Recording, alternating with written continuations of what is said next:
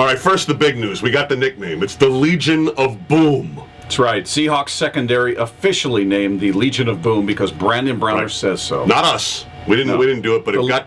Our listeners came up with the idea. Right. And then we presented it to Brandon Browner, and he said, thumbs up, and that's all we need. That's official. That's it, and that's all. It was pretty amazing because he almost cracked a smile when he said it. We were talking about it. We had an interview with him. It's up on the podcast, and you should check it out. But this is one serious dude. Yeah, because we spoke with him. We spoke with Alan Branch, who's very jovial, and he smiles. And that's on the podcast as well. Check that out. But Browner and that secondary, that's a serious bunch. I mean, he was all business. You could just tell he can't wait to get out there and hit somebody.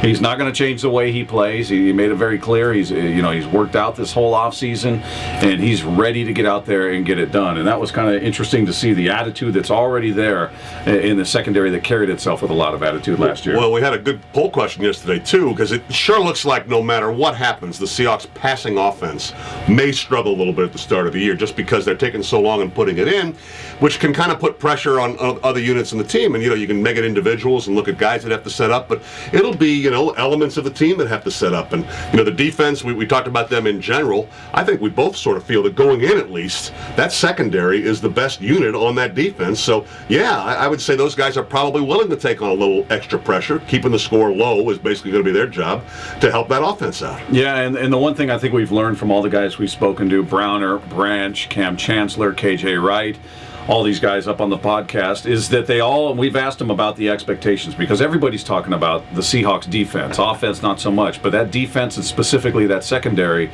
is known throughout the league. And Kellen Winslow told us the same thing, that he was aware of them, and he's talking about they may be the best secondary in the league.